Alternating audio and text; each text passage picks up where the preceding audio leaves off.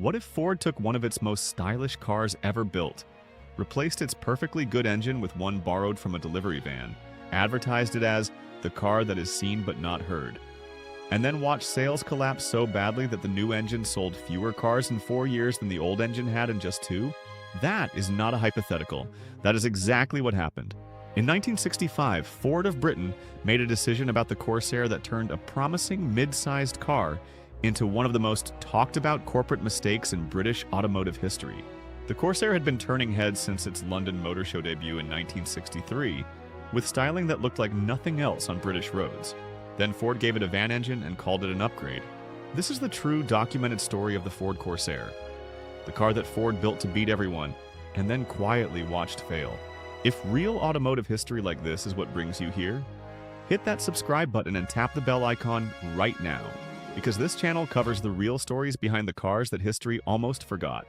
To understand why the Ford Corsair existed at all, you need to understand the specific gap in Ford's British lineup that the company was trying to fill in the early 1960s.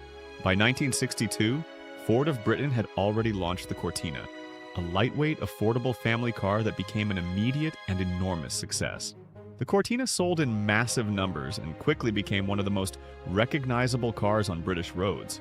But the Cortina sat at a relatively modest price point, positioned as a practical, everyday family car without much pretension toward luxury or executive status. Above the Cortina in Ford's range sat the much larger and more expensive Zephyr and Zodiac models, which were full-sized executive cars aimed at a very different kind of buyer. Between the affordable Cortina and the big, expensive Zephyr, Ford had a gap. There was no mid-sized, modestly upmarket car that could appeal to the growing number of British buyers who wanted something a step above a standard family car, but couldn't justify the cost or the size of a full executive model. Ford's answer to this problem was a car developed internally under the codename Buccaneer. The styling team drew inspiration from 2 very different sources: the arrow-shaped nose of Ford's German Taunus model and the long, sleek proportions of the American Ford Thunderbird. The result was a distinctive, sharply styled 4-door saloon that looked genuinely unlike anything else in its class on British roads. This car was launched at the London Motor Show in October 1963 as the Ford Corsair, and the name itself said something about Ford's ambitions. Corsair means pirate or raider, and Ford wanted buyers to see this car as something bold and unconventional. Racing driver Jim Clark was brought in to pour champagne over the very first car off the production line at Ford's brand new Halewood factory on Merseyside, opening that plant for the very first time. The early reception to the Corsair was genuinely encouraging. Motoring journalists gave the car broadly positive reviews, noting its distinctive styling, its comfortable interior, and its reasonable performance from the 1.5-liter Kent 4-cylinder engine that it shared with the Cortina GT. The Corsair was available in standard, deluxe, and GT trim levels, offering buyers a range of choices from a basic fleet-oriented model with a bench front seat and column gear change, up to a properly equipped GT with separate front seats, a floor-mounted gear shift, a rev counter, and an oil pressure gauge. For buyers who wanted something with a little more character than the Cortina, the Corsair offered a genuine alternative without asking them to step up to the much larger Zephyr. One detail that genuinely set the Corsair apart from its competitors at launch was technical rather than mechanical. The car's instrument panel used a printed circuit board, something that was an industry first at the time. This small but real innovation suggested that Ford was thinking carefully about the Corsair as a genuinely modern, forward-looking product. Importantly, the Corsair was relatively cheap for Ford to develop because it shared so much engineering with the Cortina. The suspension, the windscreen, and the Kent engine were all carried over from the smaller car. Ford was essentially selling a stretched, more stylish Cortina at a higher price point. And for the first 2 years of production, this approach worked reasonably well. The Corsair outsold its predecessor, the Consul Classic, and while it never approached the Cortina's huge sales numbers, it was considered a profitable product given its low development costs. Then Ford decided to improve it. In September 1965, Ford revised the entire Corsair range. The update included a better dashboard, improved interior ventilation through a new system called AeroFlow, and a more refined interior overall. These were all welcome changes, but the most significant change of the 1965 revision was the engine, and it is where the Corsair's story takes a dramatic turn for the worse. Ford replaced the Cortina-derived Kent four-cylinder engine with a brand new unit called the Essex 5.4. This engine was genuinely new and genuinely innovative in the sense that four-cylinder engines arranged in a V configuration were relatively uncommon in British cars at the time. Ford advertised the V4 engine as a technical step forward, and the company launched the revised Corsair with two advertising slogans. One was straightforward enough: "I've got a V in my bonnet." The other would become notorious: "The car that is seen but not heard." The problem with the second slogan was immediately obvious to anyone who actually drove the car. The Essex 5.4 engine was not quiet. It was rough, it was coarse, and at higher engine speeds it vibrated badly. Enough that contemporary road testers described it in ways that were almost comical in their honesty.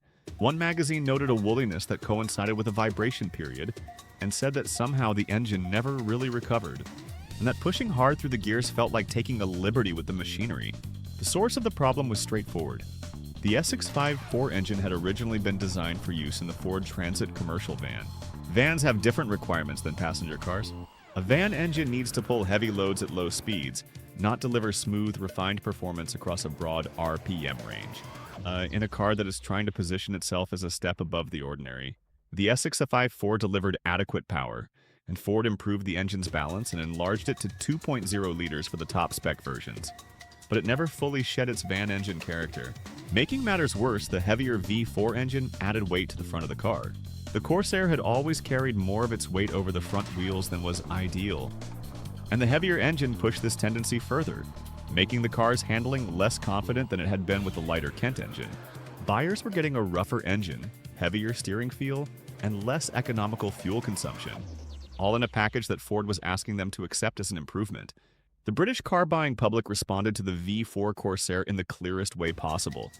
They stopped buying it. The sales collapse was significant enough that Ford's own production figures told a damning story. The original Kent-engined Corsair, sold between 1963 and 1965, had moved enough units in just 2 years to nearly match what the V4 version would manage across its entire 4-year lifespan, from 1965 to 1969. Ford had introduced what it called an upgrade and watched demand fall sharply. Ford tried to address the situation. In January 1967, a substantially improved version of the 2.0-liter V4 engine arrived, with better balancing and breathing that genuinely improved its manners at high speeds. That same year, Ford replaced the struggling V4 GT with a new top-of-the-range model called the 2000E, a car that took direct aim at the genuine executive market. The 2000E was in many ways the most polished Corsair that Ford ever built. It came equipped with a vinyl roof, special wheel trims, a polished wood dashboard, reversing lights, and a carefully de-chromed exterior that gave it a more restrained, genuinely executive appearance. The improved 2.0-liter engine, fitted with a twin-choke Weber carburetor, gave the 2000E a genuine top speed approaching 110 miles per hour, and performance that contemporary road test said could out-accelerate both the Triumph 2000 and Rover 2000, two of the most respected executive cars in Britain, while undercutting both of them on price.